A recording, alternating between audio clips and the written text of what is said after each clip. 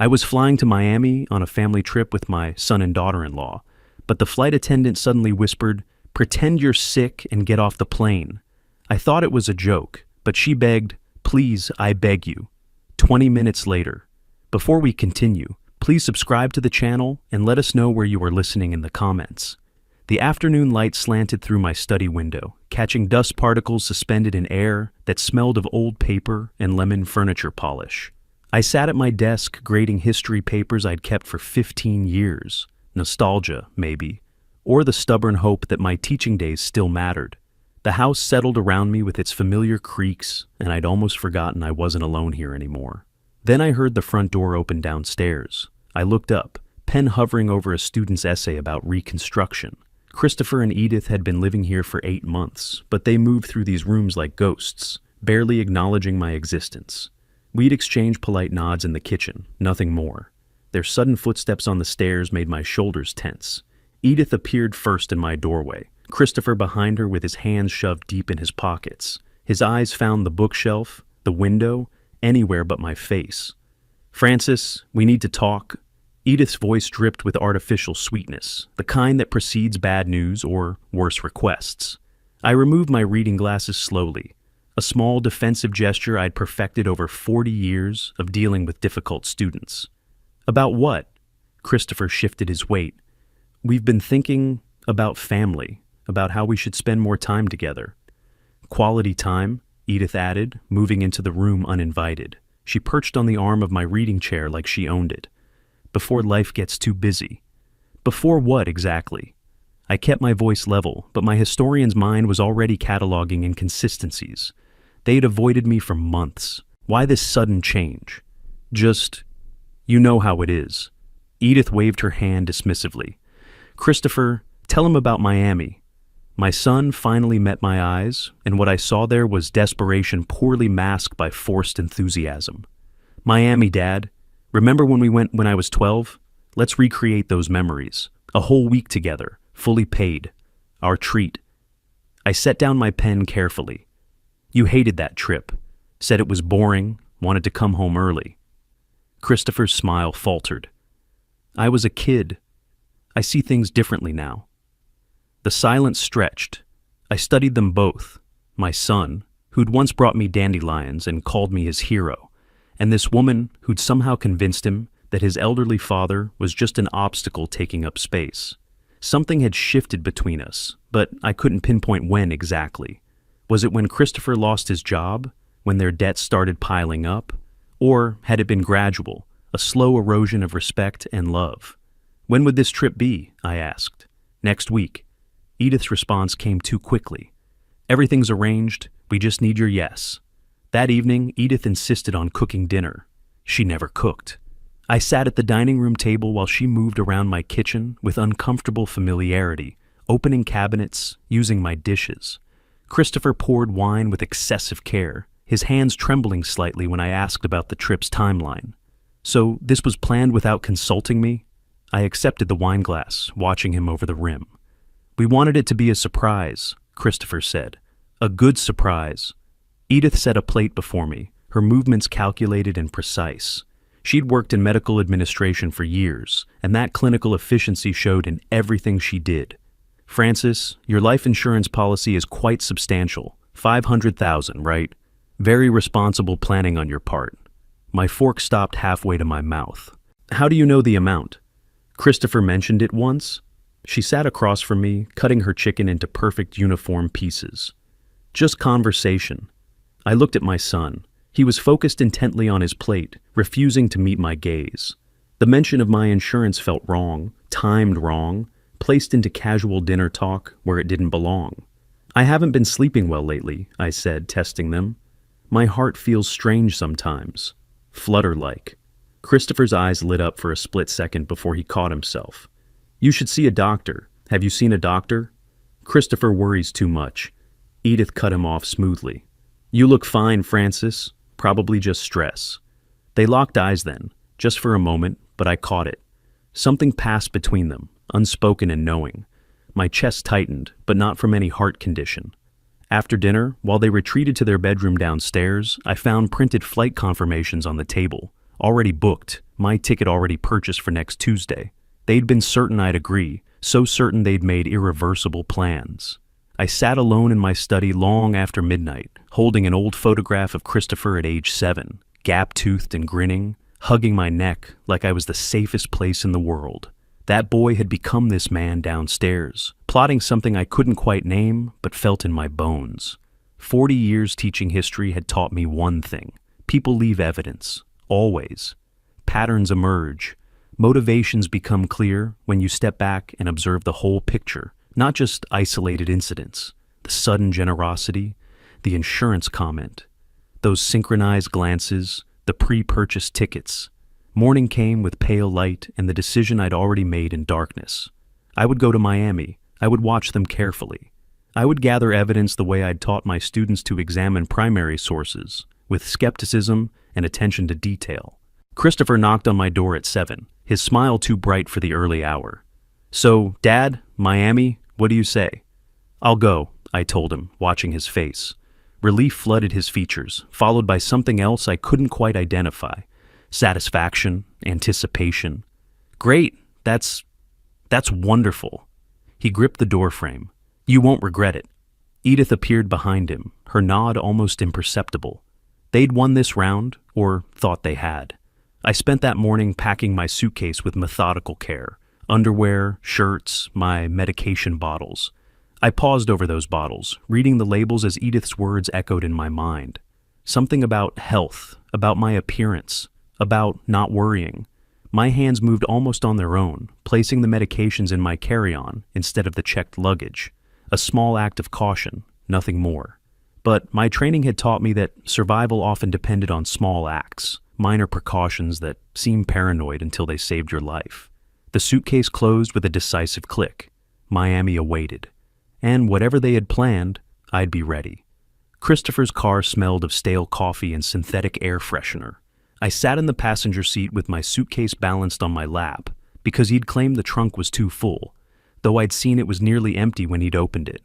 The weight pressed against my thighs as we merged onto the highway toward Orlando International Airport. Neither of them spoke. Christopher gripped the steering wheel so tightly his knuckles had gone pale. Edith stared out her window, phone in hand, typing rapidly and deleting messages immediately after sending them. I watched her reflection in the side mirror. Her face held that clinical blankness I'd come to recognize as her thinking expression, calculating variables and probabilities. "Excited about Miami, Dad?" Christopher's voice cracked slightly on the last word. "Should I be?" He missed the implication entirely. Of course, family time, beaches, relaxation. Right. The silence resumed, heavier now. I watched familiar Orlando streets slide past. The strip mall where I'd bought Christopher his first bicycle. The library where I'd spent countless Saturdays. The high school where I'd shaped young minds for 3 decades. Each block increased the pressure in my chest, the sense that I was being carried towards something irreversible. The airport appeared ahead, all concrete and glass and controlled chaos. Christopher parked in short term, another oddity. We'd be gone a week, yet he chose the most expensive option.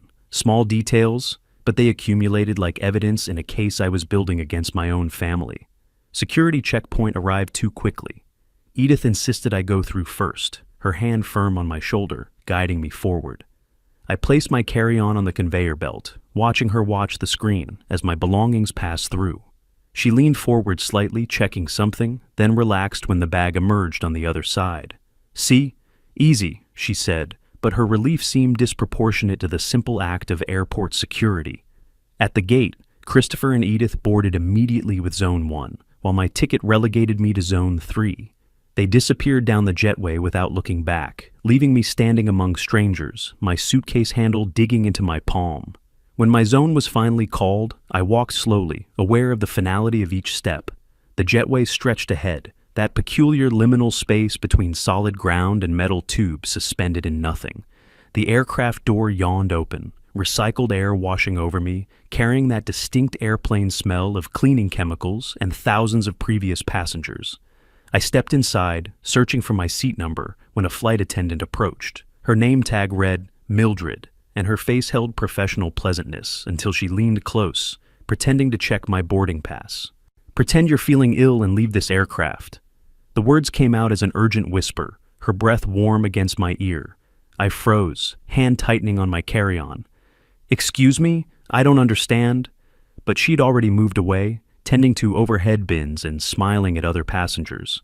I stood in the aisle, confused, looking between her retreating form and Christopher and Edith in their seats 3 rows ahead.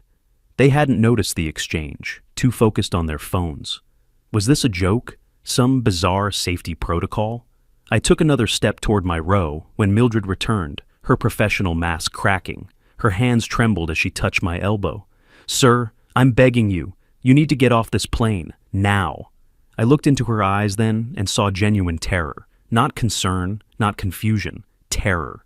The kind that comes from knowing something specific and horrible. My decades of reading students' faces, of distinguishing truth from lies, kicked in. This woman was serious. "You're serious," I said quietly. "I've never been more serious in my life." Her fingers dug into my sleeve. "Please, trust me." "Dad, everything okay?" Christopher's voice carried down the aisle, sharp with something that wasn't quite concern. I made the decision in a heartbeat, operating on pure instinct. My hand moved to my chest, fingers splaying over my shirt. My chest. The words came out strangled, convincing because the fear was real, even if the symptom was manufactured. I stumbled, dropping to one knee in the narrow aisle. The performance came naturally, aided by the genuine terror coursing through my veins. Immediate reaction. Flight crew surrounded me, voices overlapping in professional crisis mode. "Sir, can you breathe? Sir, stay with us." Hands under my arms, lifting, supporting. A wheelchair was called. I let them help me, but kept my eyes sharp, observant. The sick old man act didn't extend to my awareness. Through the commotion, I caught Christopher and Edith's faces. That's what I remember most clearly. Not concern, not worry, but disappointment. Pure, undisguised disappointment before their masks slammed back into place and they performed concern for the audience around them. Christopher stood from his seat, the movement aggressive before he softened it, making himself the worried son. "Dad, what's wrong? Should we come with you?" No, stay seated, everyone." A crew member blocked the aisle. "We'll take care of him. Medical personnel are standing by." As they wheeled me backward down the jetway, I heard Edith's voice, low and meant only for Christopher, but carrying just enough in the quiet after crisis. "This ruins everything." Christopher's hissed response, "Not here, not now." The wheelchair carried me back through the jetway, back into the terminal, back to solid ground. My phone buzzed in my pocket as they settled me in the medical area. A text from Christopher. "Dad, hope you feel better. We'll call when we land." I watched through the window as the aircraft pushed back from the gate, as it began its slow taxi toward the runway. Christopher and Edith were aboard that plane, growing smaller and more distant with each passing second. The physical separation felt absolute, like I'd crossed some invisible threshold and could never return to the innocence of not knowing. The plane disappeared from view, just another metal speck against blue sky. "Mr. Wilson?" I turned. Mildred stood there, still in her uniform, but off-duty now, her face pale and drawn.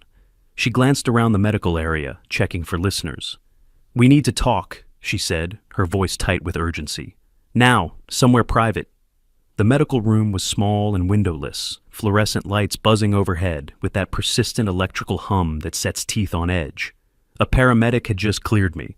Vitals are fine, probably anxiety, and left me alone on the examination table, paper crinkling beneath me every time I shifted. Through the narrow window in the door, I could see the tail of my flight disappearing into clouds, carrying my son and daughter-in-law toward Miami, while I sat here in this sterile room, heart pounding for reasons that had nothing to do with medical issues. My phone buzzed. Christopher's third text. "Dad, please respond. We're worried sick." I powered it off. The door opened. Mildred entered, still in her uniform, but her professional composure had cracked like old porcelain.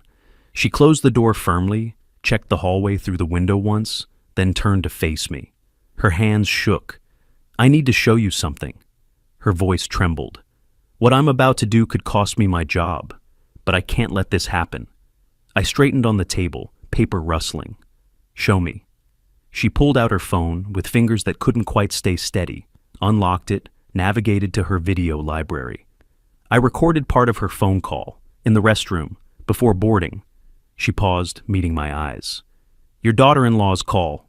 The phone screen showed a bathroom stall, mostly ceiling tiles and fluorescent lighting. The audio was muffled, but voices carried through the echo of tile and porcelain. Edith's voice, unmistakable in its clinical precision. The pills will dissolve quickly in his drink. He won't taste anything. A pause. Altitude makes heart attacks more plausible. Emergency at 30,000 feet. Medical response limited. Investigation harder. Another pause, then. 500,000. Christopher's nervous, but committed. She laughed. Actually laughed. I watched the video once, twice, 3 times. Each viewing revealed new layers of horror. My daughter-in-law discussing my death like a business transaction, weighing logistics and timing, calculating profit margins on my life. Who was she talking to? My voice came out steady, surprisingly so. I don't know. Mildred lowered the phone. But she mentioned the plan being in motion and Christopher being on board. Those were her exact words. I looked at her directly. Why did you do this? Risk your career for a stranger? Something flickered across her face. Old pain, barely healed wounds. My father, 3 years ago. His nephew convinced him to change his will. Then he fell downstairs. They ruled it an accident. Her jaw tightened. I couldn't prove anything. The regret has eaten at me ever since. When I heard that conversation, heard her plotting, I couldn't stay silent again. I'm sorry about your father. Don't be sorry. Her voice hardened. Stop them. I took her contact information in my small notebook, the one I always carried out of teacher habit, precise, careful letters. Even in crisis, documentation instinct prevailed. We exchanged phone numbers. She promised to preserve the recording, understood it might become legal evidence. We shook hands. Her grip was firm despite the trembling, and she left to catch her next flight rotation. The taxi ride home took 40 minutes through Orlando suburbs, past strip malls and chain restaurants and residential developments that all looked identical. The driver tried making conversation. Missed your flight? No. I stared out the window. I caught something more important. He fell silent, confused, but sensing I didn't want to elaborate. My house appeared ahead, 2-story colonial with the garden I'd maintained for 30 years. Christopher's car wasn't in the driveway.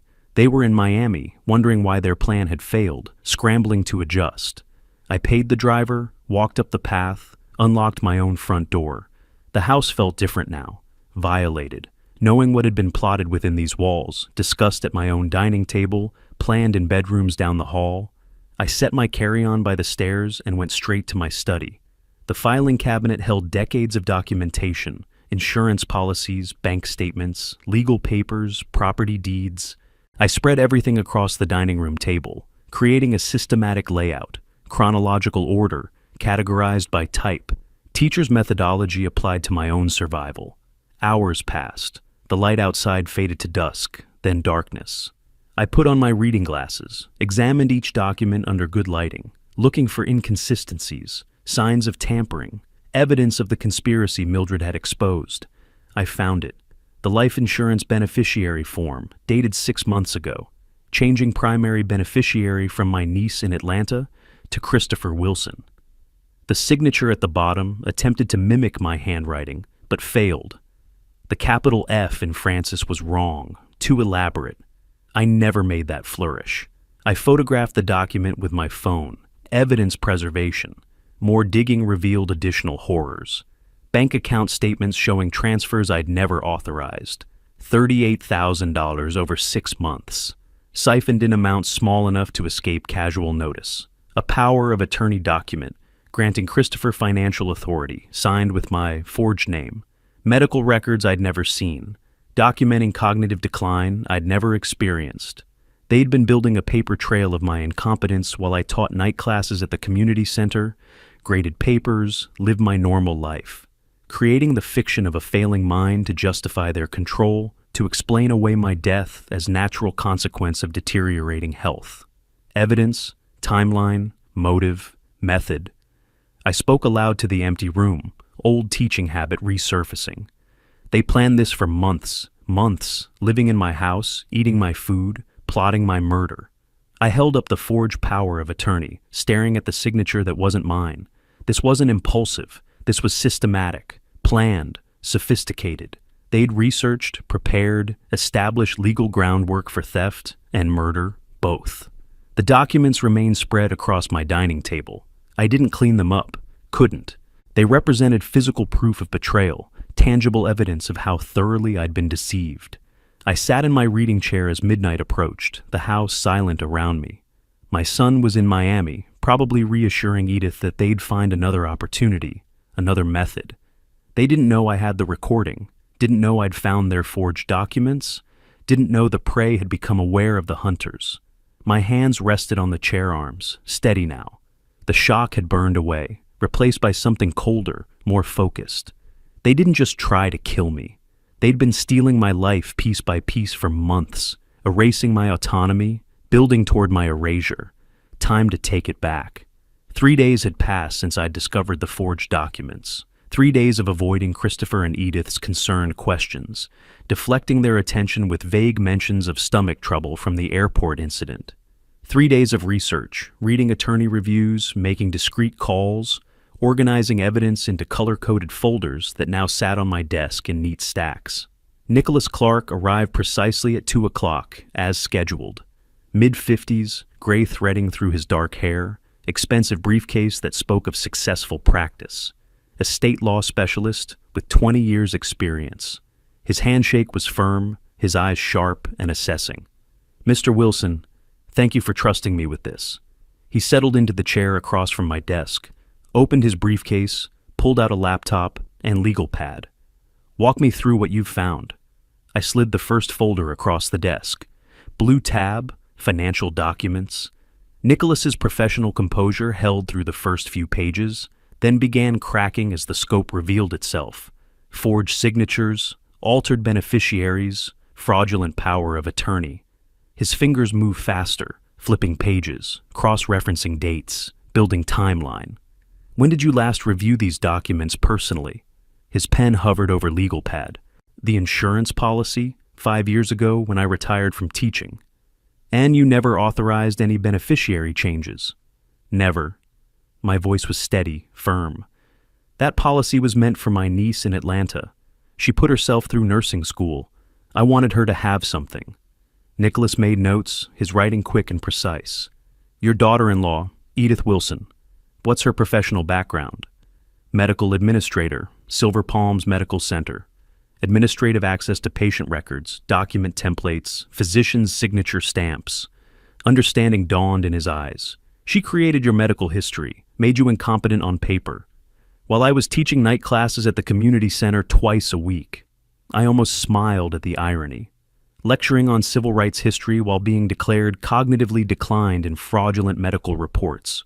Nicholas opened his laptop, began running forensic accounting software on my bank records. I'd provided account access authorization earlier. Red flags appeared immediately on the screen, highlighted in crimson. Unauthorized transfers, signature discrepancies, pattern matching typical fraud indicators. His expression grew grimmer with each discovery. 38,000 over 6 months, he said quietly. Systematic theft, small amounts initially, then growing bolder. Classic embezzlement pattern. I reached into my desk drawer, pulled out Christopher's laptop. He left this in his room. I know his passwords, set up the computer for him years ago. He never changed them. Nicholas glanced up, something flickering in his expression. Understanding, perhaps, of the ethical line I'd crossed. But he took the laptop, connected an external drive, began data recovery procedures. Within minutes, deleted emails resurrected themselves on the screen. The conspiracy unfolded in digital form. Email chains between Christopher and someone calling himself a medical consultant. Discussion of substances causing heart failure, untraceable in standard autopsy, particularly effective at high altitude. Prices negotiated. $10,000 for consultation and supply. Meeting arranged at a parking garage in downtown Orlando. Nicholas's jaw tightened as he read. "This is a murder contract. Your son negotiated your death like he was buying a used car." The words should have hurt more than they did, but I'd burned through pain during those 3 days of documentation, reached a colder place beyond conventional grief. "Keep reading," I said. There's more. He found the draft will on Christopher's desktop. Everything left to Christopher and Edith Wilson. My signature forged at the bottom, dated 2 weeks ago. They'd planned to discover it after my death, present it to probate court, claim I'd changed my mind about my niece. Nicholas leaned back, removed his glasses, rubbed his eyes. When he looked at me again, his professional mask had dropped entirely. Francis, may I call you Francis? I nodded. This goes beyond estate fraud. This is conspiracy to commit murder, forgery, elder abuse, financial exploitation. Criminal charges, not just civil recovery. He paused. We need to decide, bring in police now, or build an ironclad case first. My phone buzzed on the desk between us. Christopher's text lit up the screen. Dad, where are you? We need to talk about your health. Nicholas glanced at the phone, then at me. Understanding passed between us wordlessly.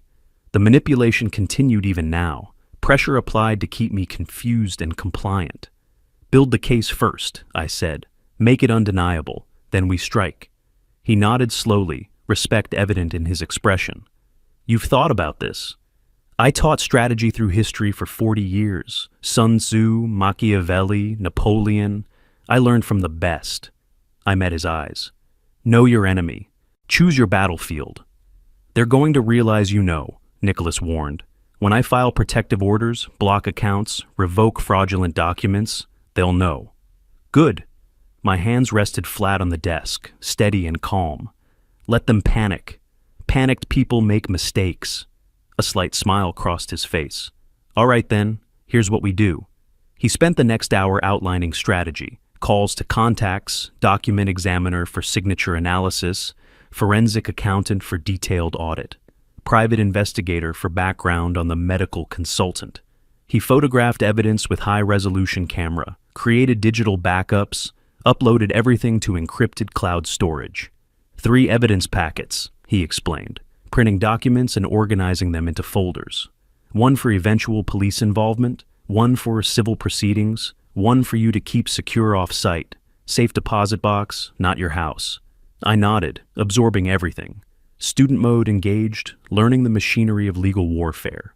As afternoon faded toward evening, Nicholas gathered his materials, packed his briefcase with methodical care. At my study door, he paused and turned back. Francis, 1 question. When this is over, what do you want? Justice or revenge? I didn't hesitate. I want them to understand what they've done. I want consequences that last. He considered this, then nodded. Don't change anything yet. Act normal. I'll handle protective orders, account freezes through legal channels. Give me 1 week. After he left, I sat in the darkening study, listening to the house settle around me. My phone buzzed again. Christopher. Dad, dinner tonight? We need to talk about your future. I stared at the text, then typed my response. Yes, we need to talk about the future. The double meaning was clear to me, opaque to him. The hunter had become the hunted, though he didn't know it yet. I pressed send. 1 week had passed since Nicholas Clark left my study with his briefcase full of evidence and his timeline for legal strikes. 7 days of performance, of playing the confused old man while executing strategy with the precision I'd once applied to lesson planning. I sat at my breakfast table, coffee growing cold in its mug, watching Christopher and Edith through the kitchen doorway. They'd just returned from work, Christopher's tie loosened, Edith's professional mask firmly in place.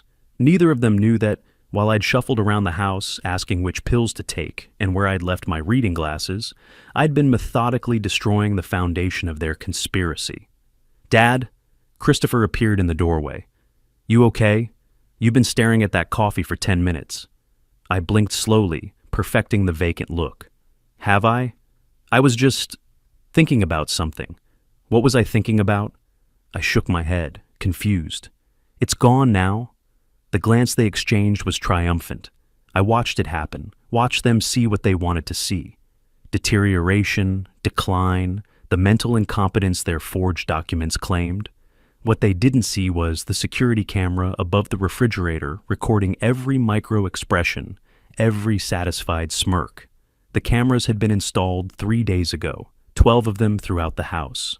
I'd called a legitimate security company, explained I'd been forgetting to lock doors and worried about break-ins. Christopher and Edith had approved enthusiastically. "For your safety, Dad," Christopher had said. "That's really smart thinking." They hadn't examined the specifications closely, hadn't realized the cameras recorded audio, hadn't understood that every private conversation, every whispered plan, every moment they thought themselves alone was being captured and uploaded to cloud storage that only I could access. The technician had been thorough. 24/7 recording, sir. Complete coverage. Even sound. Even sound, I'd repeated, playing up the elderly confusion. "Audio on all cameras, yes, sir. Crystal clear." Christopher had interjected then, concern crossing his face. "Dad, isn't that expensive?" "My safety is worth it." I'd waved dismissively. "I've been so forgetful lately. Can't be too careful."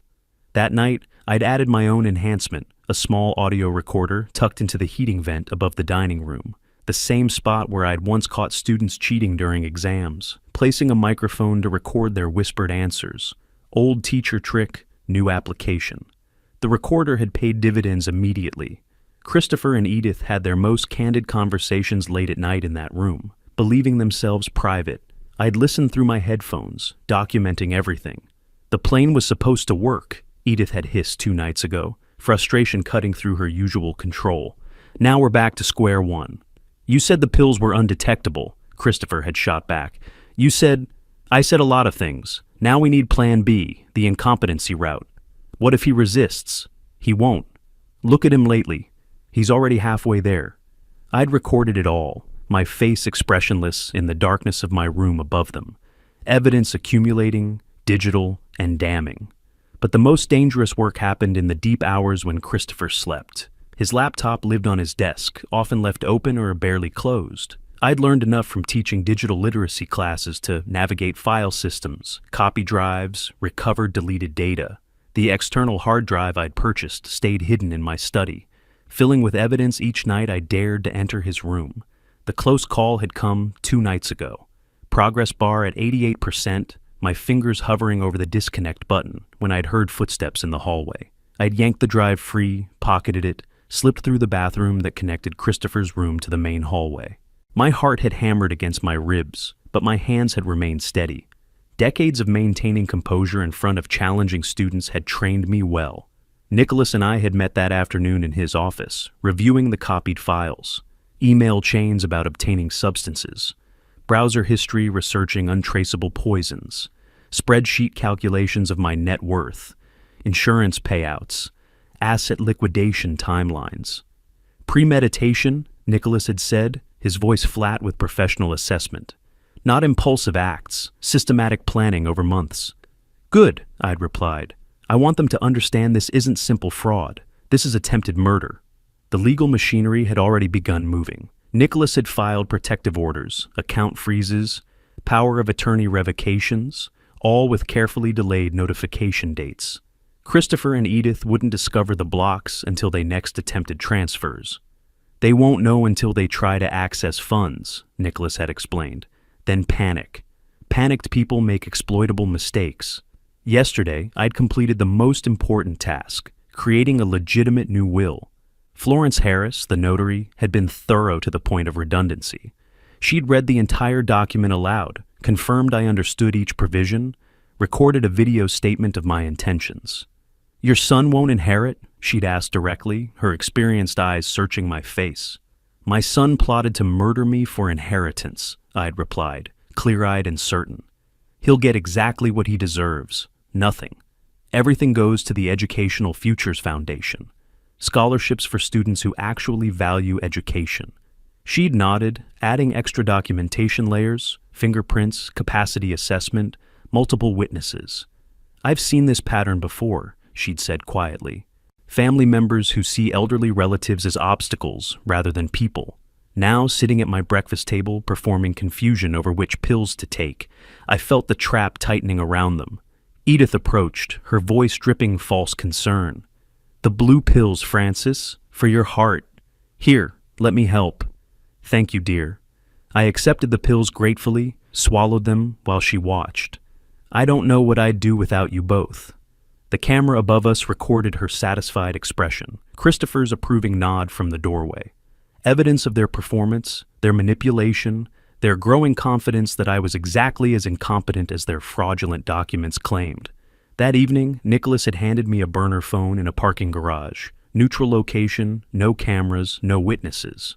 "If emergency," he'd said. "If they escalate to physical danger, call this number. Police are briefed, ready to respond immediately." I'd pocketed it, hoping I wouldn't need it, knowing I might. Late that night, I sat in my study reviewing footage from the day's cameras. On screen, Christopher and Edith in the living room, their voices clear through the audio feed. "We need power of attorney for his medical decisions," Edith was saying. "Find a doctor who'll declare him incompetent. Then we control everything: finances, healthcare, end-of-life decisions." Christopher's face showed no remorse, only calculation. My son had become someone I didn't recognize, or perhaps someone I'd refused to see clearly until survival demanded honest vision. I closed the laptop, picked up my phone, dialed Nicholas's number. "They're accelerating," I said when he answered. "Moving toward forced incompetency evaluation. We need to trigger the account freeze now." "Agreed," Nicholas replied. "I'll activate tomorrow morning." Be ready for their reaction. After hanging up, I opened my old teaching journal, leather-bound, pages filled with decades of classroom observations and educational philosophy. I wrote carefully, "Lesson for today, Sun Tzu was right. The supreme art of war is to subdue the enemy without fighting, but sometimes you must let them destroy themselves. Tomorrow, they discover what happens when you underestimate the teacher." I closed the journal and went to bed, sleeping soundly for the first time in weeks. Morning arrived with pale sunlight and the sound of Christopher's computer chiming upstairs. Incoming email. I sat at the breakfast table, newspaper spread before me like a prop, listening intently to the house, sounds I'd learned over 40 years of living here. Footsteps, rapid. Christopher's voice, sharp with alarm. "Edith, get up here, now!" I sipped my coffee slowly, counting to 60 in my head. Teacher habit. Wait before reacting. Let the situation develop. Upstairs, urgent voices overlapped, words indistinct but tone unmistakable. Panic. At 60, I called up the stairs. "Everything all right?" Silence, then Christopher's forced calm. "Fine, Dad. Just work stuff."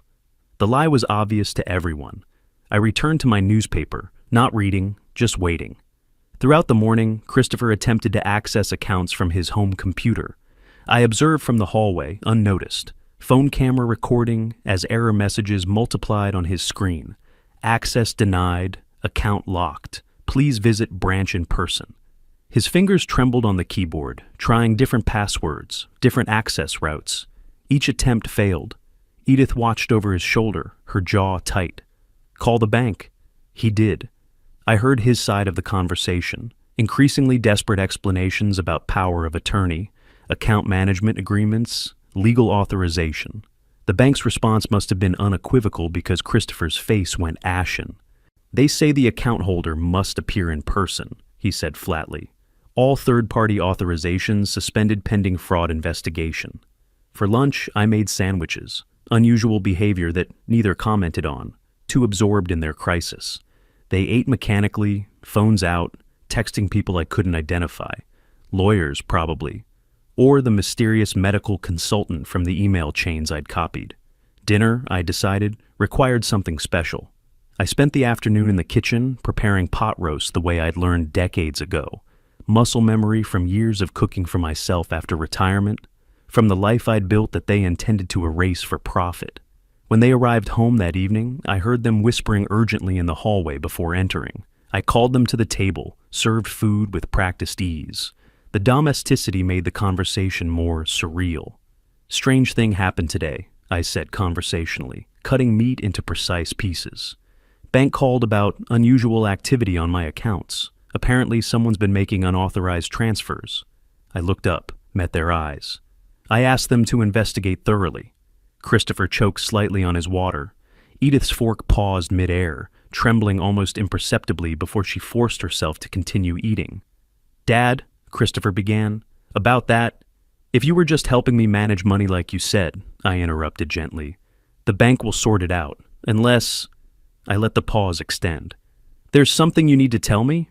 Edith's mask slipped, her voice sharpened, professional control cracking at the edges.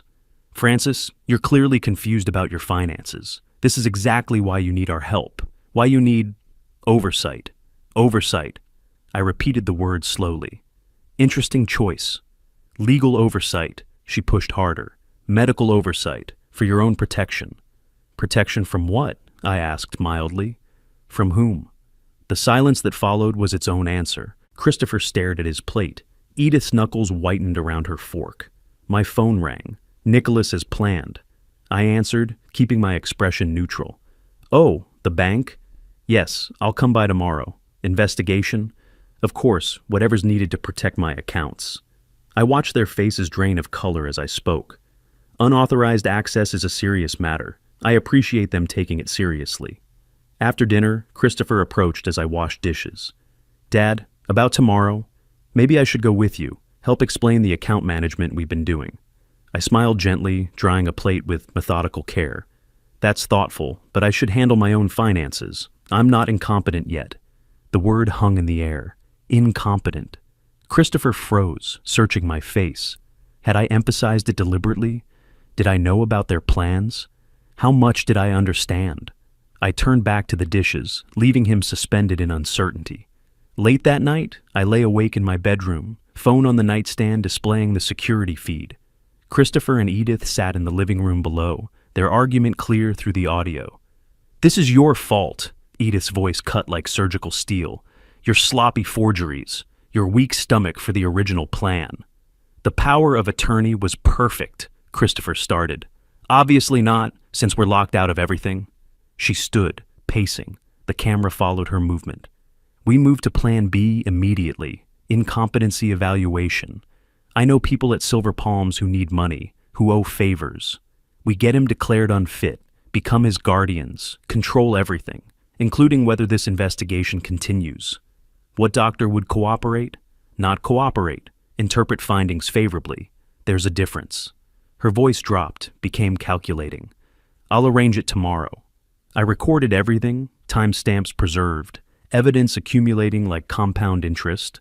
Slow at first, then exponentially damning. Morning brought the promised phone call. Dr. Morrison claimed to be my family physician, which was interesting since I didn't have a family physician. I used the walk-in clinic near the library for occasional needs. Routine cognitive assessment, the pleasant voice explained. Just a standard evaluation. This afternoon at 2? Of course, I agreed warmly. I appreciate the thorough care. After hanging up, I immediately called Nicholas. They're moving. Medical evaluation to declare incompetency. Dr. Morrison, supposedly my physician. Morrison? A pause while he checked. No medical license in Florida under that name. It's fake. So they're using a fake doctor to declare me incompetent. Attempted fraud on top of everything else. Nicholas's voice held grim satisfaction. Francis, keep the appointment. Record everything. I've arranged independent psychiatric evaluation for you tomorrow morning. Dr. Patricia Chen, 30 years experience, impeccable credentials.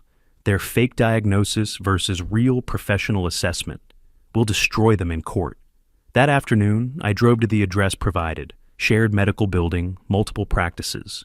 I checked the directory in the lobby. No Dr. Morrison listed. The office number given led to a small suite with temporary signage, the kind you can print and tape up overnight. I sat in my car for a moment, phone recording device active in my shirt pocket.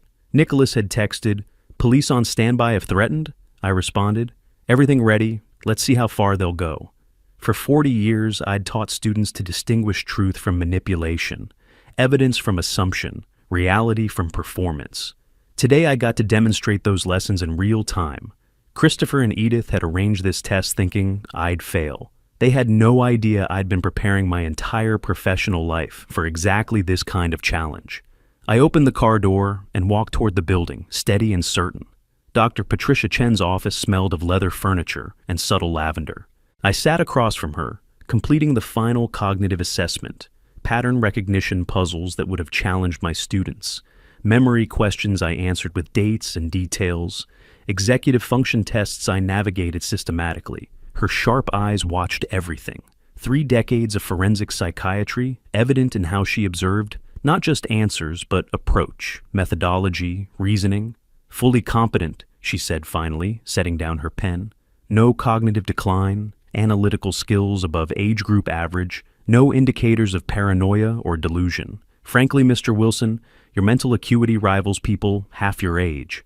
I thanked her, accepted the preliminary documentation, and drove home satisfied. The fake Dr. Morrison appointment from yesterday had been exactly what I'd expected. Shabby office with temporary signage, someone claiming credentials they didn't possess. Questions designed to create appearance of incompetency regardless of answers. I'd recorded everything. Now I had the contrast. Fraudulent evaluation versus legitimate professional assessment. But as I pulled into my driveway, satisfaction evaporated. Christopher's car blocked the entrance. My son stood on the porch, envelope in hand. His face set with desperate determination I recognized from students who'd cheated and been caught but were trying one final bluff. He approached my car window before I could exit. His hand shook slightly as he thrust the envelope forward. "Dad, this is for your own good. You're not well. We need to protect you." I took the papers, read them thoroughly. Petition for guardianship due to incapacity. The allegations were detailed and damning.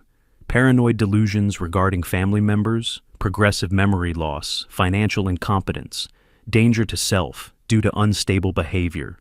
Supporting documentation attached, sworn statements from witnesses, medical reports, incident logs.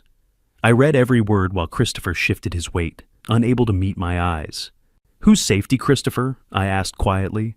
"Mine or yours?" He fled to his car without answering. Nicholas arrived within an hour of my call. We spread the court documents across my dining room table, the same table where I'd first organized evidence months ago. His professional calm cracked as he read. "They're claiming you're incompetent after attempted murder failed?" He flipped through pages. The audacity of this, these witness statements, these medical reports. "Desperation breeds boldness," I said. "Read the witness list." Mrs. Patterson from next door claimed she'd seen me wandering the yard in pajamas at midnight.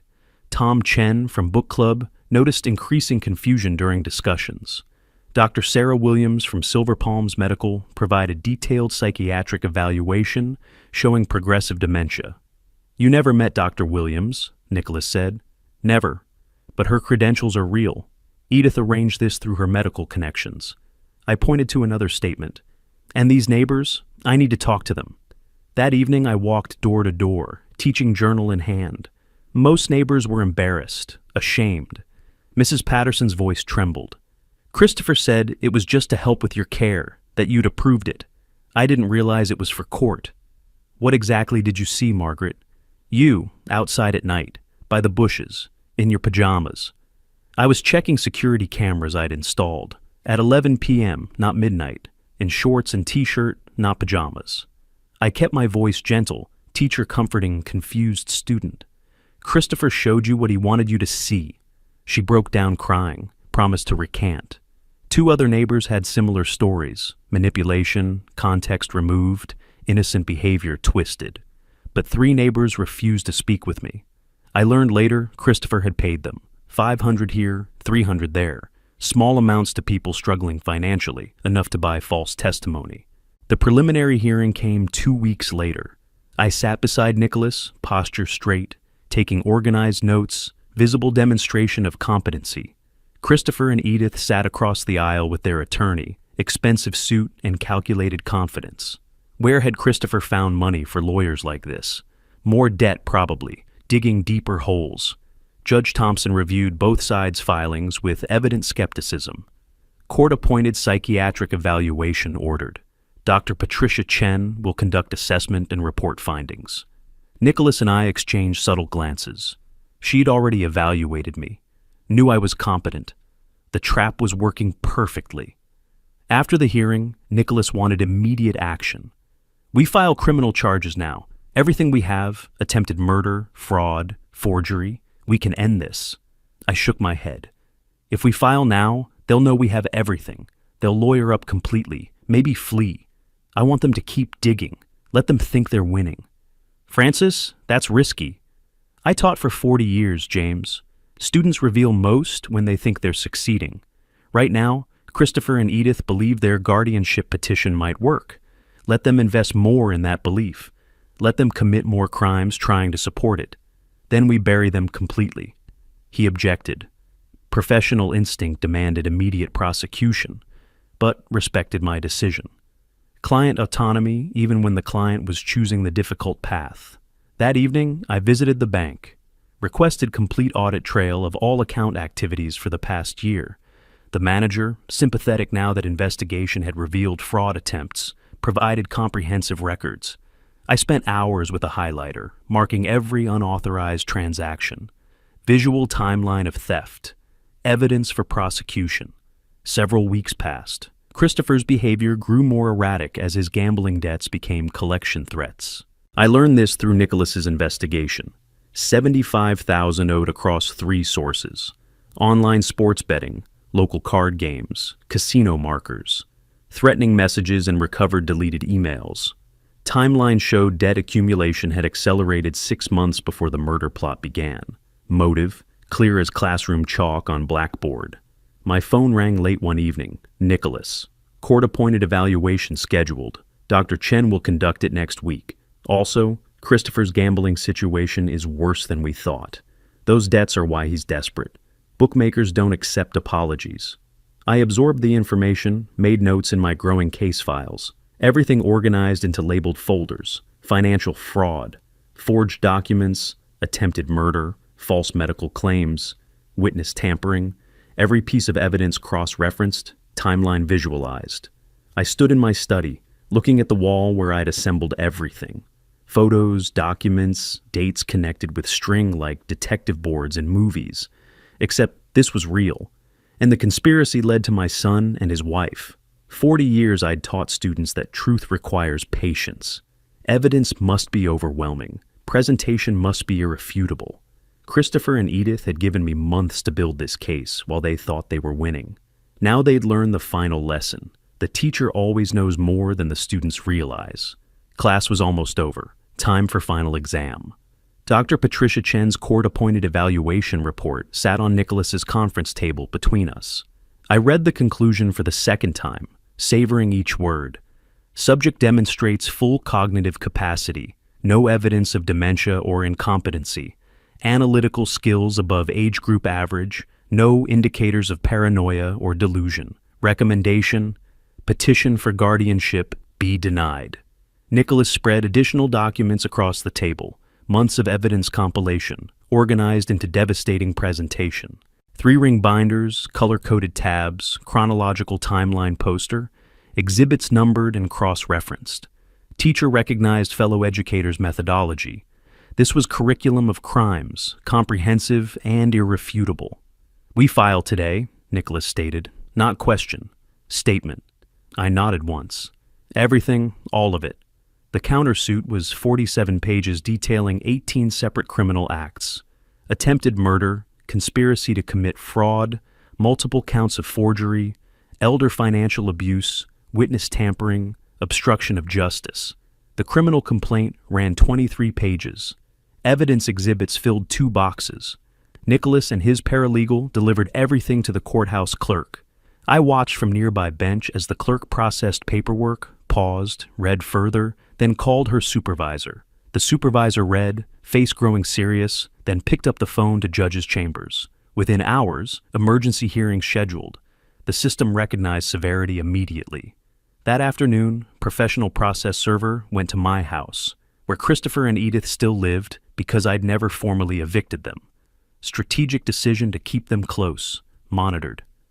I sat in my car across the street, phone recording, watching. The server rang the doorbell. Edith answered. He handed her the envelope, identified himself officially. I zoomed my camera, captured her face as she read the first page. Shock, recognition, fear. The progression took seconds. She called for Christopher. Their argument was visible through the window even from my distance. The process server's official report, later entered as evidence, documented everything. Subject Edith Wilson opened door at 2:17 p.m., served papers. She read first page, face drained of color. Quote, "This can't be, he didn't, how did?" Subject called for Christopher Wilson. Quote from Edith Wilson, "You said he was too old to figure it out. You promised. She stopped speaking when she noticed me. That evening, my security cameras captured their panic. Christopher at his computer, frantically deleting files, emptying recycle bins, attempting hard drive wipes. Edith shredding documents until the machine overheated and jammed. She kicked it, then continued tearing papers manually. Nicholas had remote access to the camera feeds. I'd granted him viewing rights weeks ago. He called me, grim satisfaction in his voice. They're destroying evidence. Every deletion is another charge. Obstruction of justice, consciousness of guilt. They're creating new crimes trying to hide old ones. Are you documenting everything? I asked. Every frame, time-stamped, backed up to encrypted servers. Even if they destroy every physical piece, we have digital archive that's untouchable. The next morning, their attorney requested emergency meeting with Nicholas. The settlement offer came quickly.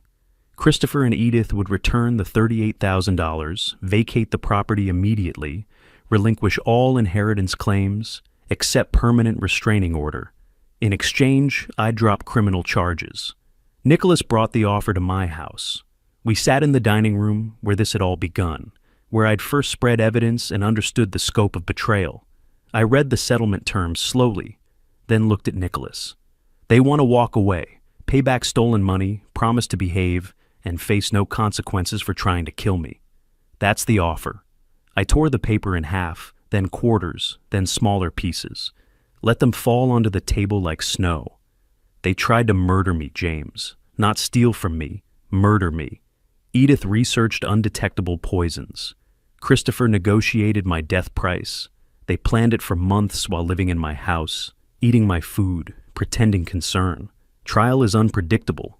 I taught for 40 years. Students who cheated, who lied, who thought they were clever, they never learned from easy forgiveness. Only consequences taught real lessons. I met his eyes.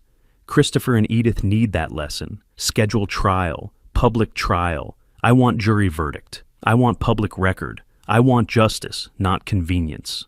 Nicholas collected the torn pieces, added them to evidence file, documentation of settlement rejection. Proof I wanted full accountability. Mildred called that evening after learning about the trial. I heard you're using my recording, that you're taking them to court. Your evidence is central, I confirmed. Are you comfortable testifying publicly? Absolutely. Her voice was firm, certain. What they tried to do, my father didn't get justice. Maybe through your case, his memory gets some. I'll testify. I'll tell everything I heard. Thank you. You saved my life. Now help me save others from them. Over the following days, Christopher's world unraveled visibly. His gambling debts became public as bookmakers filed their own claims. Collection agencies called constantly. I heard the phones through the walls, through the house I knew intimately. Edith and Christopher's arguments grew more vicious, blame shifting constantly. The prosecutor's office assigned the case to their senior team. Nicholas relayed their assessment. One of the clearest elder abuse cases they had seen. Evidence overwhelming, conviction highly probable. Trial date set for late August. I stood in my study that evening, looking at the wall where I'd created visual timeline of the conspiracy. Photos, documents, dates connected by string. Months of evidence displayed, patterns clear, guilt undeniable. I removed one photo from the board. Old picture of Christopher at 8 years old, smiling, gap-toothed, innocent. The boy who'd once called me his hero, who'd brought me dandelions and construction paper cards on Father's Day. I held that photo, allowed myself one moment of grief for the son who could have been, should have been, never was. Then I placed it in my desk drawer and closed it firmly. I raised you better than this, I said to the empty room. You chose differently. Now we both live with consequences. I turned off the study light, walked out. Tomorrow brought preparation for trial. Tonight, I allowed myself to mourn the relationship that had died long before the murder plot began. The boy in that photo was gone. The man who tried to kill me would face justice. 3 weeks had passed since I rejected their settlement offer. The house felt different now, lighter, cleaner, like pressure released from a sealed container. Christopher and Edith had moved out 2 days ago, following formal eviction order, and I walked through spaces they had occupied, noting what they'd left behind in their hasty departure. Unpaid bills scattered across the bedroom floor, broken picture frames, clothing abandoned in closets. Christopher's childhood baseball trophy, ironically, awarded for sportsmanship. Edith's medical textbooks, tools of a profession she'd lost. Their wedding album, documenting a union now fracturing. I photographed everything, not vindictively, just documentarily. Teacher's instinct. Preserve records, maintain evidence. My phone buzzed. Nicholas. Christopher's car was repossessed this morning. Bookmakers are filing liens. Their apartment lease required 3 months up front. They borrowed from Edith's sister. Everything's collapsing. I read the message twice, felt no satisfaction. Just inevitable progression of consequences. The gambling debts, now public through court filings, had triggered aggressive collection. Bookmakers discovered Christopher wouldn't inherit my estate. My new will, filed publicly, showed charitable donation instead. They escalated, threatening calls, workplace visits, public confrontations. $18,000 still owed on the repossessed car. Credit cards maxed. Bank accounts garnished. Christopher tried borrowing from friends, family, anyone. Most refused, having learned the truth. His desperation became neighborhood gossip. Edith's professional destruction paralleled their financial ruin. Silver Palms Medical Center's investigation revealed her data breaches, accessing patient records without authorization, creating false medical documents, sharing confidential information. Florida Medical Board opened disciplinary case. The clinic terminated her employment immediately, flagged her credentials. Future healthcare employment virtually impossible. 15 years of career building ended in a 15-minute meeting. Security escort walked her out. Confiscated badge and keys. Former colleagues watched, whispered. She drove to their apartment, sat in the car for an hour before facing Christopher. Their new apartment was in a declining neighborhood, all they could afford now. The contrast with my comfortable home became daily reminder of their choices. Through thin walls, neighbors heard their arguments escalate. "This is your fault," Edith's voice carried through walls late one night. "Your gambling, your debts, your weakness." My weakness? Christopher's response was defensive, desperate. "You wanted him dead. I wanted money. You wanted murder. And now we have nothing. No money, no house, no future. We have each other." Edith's bitter laugh. "That's the worst part." Neighbors documented these fights, discussed them next morning. News spread. Community judgment was harsh and complete. One afternoon, Edith's sister arrived at Nicholas's office looking mortified. I was there reviewing final trial preparations. They asked me to bring this. She handed over an envelope like it burned her fingers. I told them it was pointless, but they're family. "Read it for me," I said. She opened it reluctantly. "We offer $100,000 in exchange for dropping all charges. We acknowledge mistakes and seek resolution." Mistakes. I repeated the word slowly. They call attempted murder mistakes. Her voice dropped to almost a whisper. "I don't recognize my sister anymore." I pulled out a pen, wrote directly on their offer. Single sentence in my teacher-perfect handwriting: "Justice is not for sale. See you in court." I handed it back unsigned. "They won't accept this," she said. "They'll be devastated." Good. They should be. Devastation is appropriate response to attempted murder and betrayal. I met her eyes. "Tell them the only settlement I'll accept is the one the judge pronounces." Over the following days, former neighbors who'd initially testified for Christopher, the 3 who'd accepted payment, contacted Nicholas requesting to change testimony. They'd learned the full truth, felt manipulated, wanted to correct the record. I watched these meetings, saw their shame, offered no comfort, but accepted their truth. Justice required accurate testimony, not punishing confused witnesses. One recanting witness, an elderly man who'd taken $500, looked directly at me. "Christopher said you'd approved everything, that signatures were just formalities. I needed the money. My rent was late. But then I learned what they really tried to do. Murder isn't helping with paperwork." "Then tell the truth," I said. "Completely. That's all I ask." The trial date approached. Christopher's employer, after workplace collection visits, put him on probation. Edith's medical board hearing was scheduled for September. Professional license revocation likely. Their marriage was toxic waste, corrosive to everything it touched. I stood in my bedroom one evening, looking at the calendar. trial date circled in red. 3 days away. I'd laid out courtroom clothing, pressed suit, conservative tie, polished shoes, teacher preparing for important lecture. Phone rang. Nicholas. Final witness prep tomorrow morning. Then we're ready. I'll be there, I confirmed. After hanging up, I looked around my quiet house. For the first time in months, I felt peaceful, not happy. Peace and happiness are different things, but calm, certain. Justice delayed is not justice denied. I took out the old photo of young Christopher from my desk drawer, the one I'd put away weeks ago, looked at it one final time, the innocent child who became guilty adult. I wrote on the back, "I gave you everything. You chose this path. I choose justice." Placed it in an envelope, sealed it, addressed it to Christopher for delivery after trial. Not cruel, just honest. Final communication between father and son. Then I went to bed, slept soundly for the first time in months. Preparation complete. Tomorrow, consequences arrive.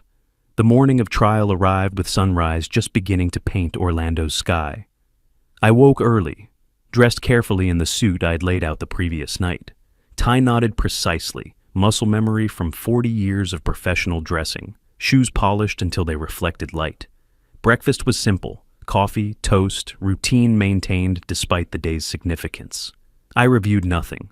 Preparation was complete, evidence memorized, testimony ready. Nicholas picked me up at 8.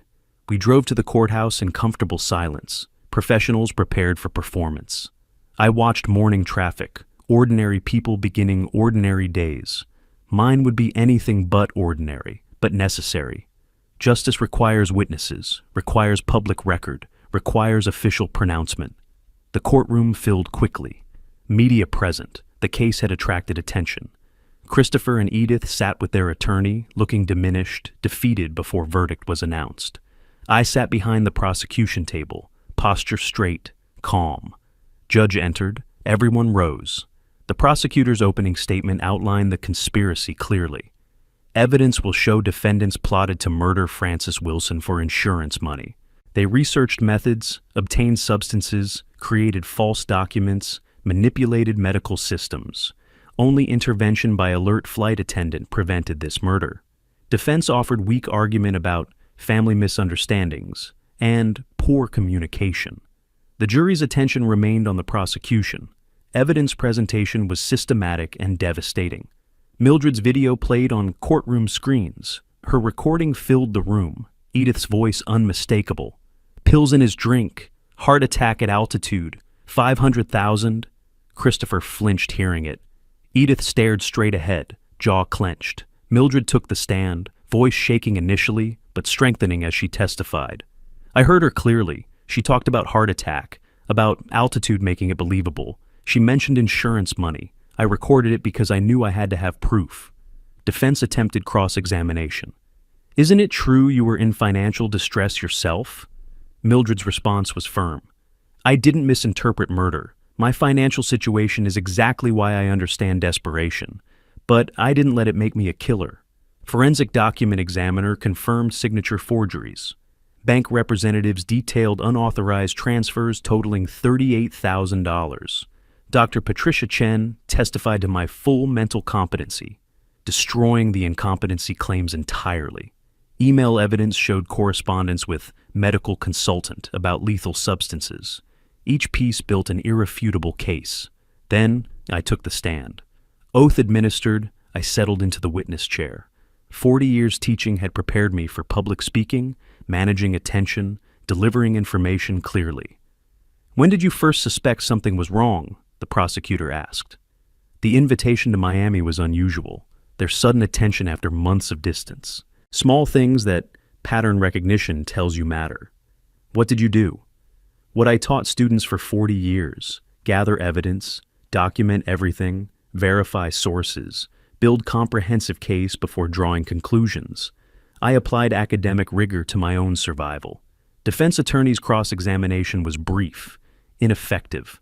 My credibility was unshakable, facts verified by overwhelming evidence. The jury deliberated less than 2 hours. When they returned, the foreman stood. On count 1, conspiracy to commit murder. guilty. Count 2, fraud, guilty. Count 3, forgery, guilty. Down the list. Each guilty hit Christopher and Edith visibly. Edith's composure finally cracked. Single tear, quickly wiped away. Christopher dropped his head into his hands. Sentencing phase arrived. Judge asked if I wished to make victim impact statement. I stood, faced Christopher and Edith directly. You lived in my house. I provided for you. I trusted you. You responded by plotting my death. I don't hate you. I pity you. You destroyed your lives for money you'll never see. That's justice enough. I sat. Judge nodded, appreciation for brevity and dignity. Sentences? Christopher received 3 years probation with strict conditions. Edith 5 years, longer due to professional credential abuse. Both ordered to repay $38,000 stolen funds plus $50,000 punitive damages. Permanent restraining order. All inheritance rights permanently revoked. Criminal records permanent. Judge's statement was clear. This case represents calculated, systematic betrayal of familial trust. Your victim's mercy in requesting probation rather than imprisonment is more than you deserve. Court adjourned. Outside on courthouse steps, media waited. I gave brief statement. Justice has been served. I hope this case reminds families that trust is sacred and betrayal carries consequences. I declined further questions, walked toward the parking garage, saw Christopher one final time, exiting through side door, head down, avoiding cameras. Our eyes met briefly. He looked away first. I felt nothing. Not anger, not satisfaction, not even sadness anymore. Just completion. Chapter closed. Nicholas drove me home. We rode in silence, comfortable and complete. As we pulled into my driveway, he extended his hand. You did good, Francis. Real good. We did, I corrected. Thank you. Inside my house, I stood in the quiet hallway. House was mine again. Legally, physically, emotionally. I walked to my study, saw the timeline board I'd created weeks ago, covered with evidence documentation. Carefully, methodically, I began taking it down. Each photo, each document removed and filed. The conspiracy existed, justice was delivered, but I wouldn't live surrounded by reminders of betrayal. I placed all documentation in a banker's box, labeled it Christopher, Case Closed, August 2025. Stored it in the closet, not forgotten, but archived. Then I sat at my desk, opened my laptop, composed an email to the local high school principal. I'm a retired history teacher with 40 years experience. I'd like to volunteer, teaching 2 afternoons weekly, no compensation needed. I have stories worth telling, lessons worth sharing. Students should know that knowledge protects, documentation matters, and justice, though slow, arrives for those patient enough to pursue it properly. I hit send, closed the laptop, looked around my study, books I'd collected, papers I'd graded, life I'd built. Everything intact despite Christopher and Edith's attempts to destroy it. I smiled slightly, first genuine smile in months. Not because I was happy. Happiness would take time, but because I was free. Justice delivered, conscience clear, future unwritten. Tomorrow I would begin again. The past was archived where it belonged. Today I was just a teacher with lessons to share and a life to live. That was enough. That was everything. If you like this story, please like this video, subscribe to the channel, and share your impressions of this story in the comments. To listen to the next story, click on the box on the left. Thank you for watching.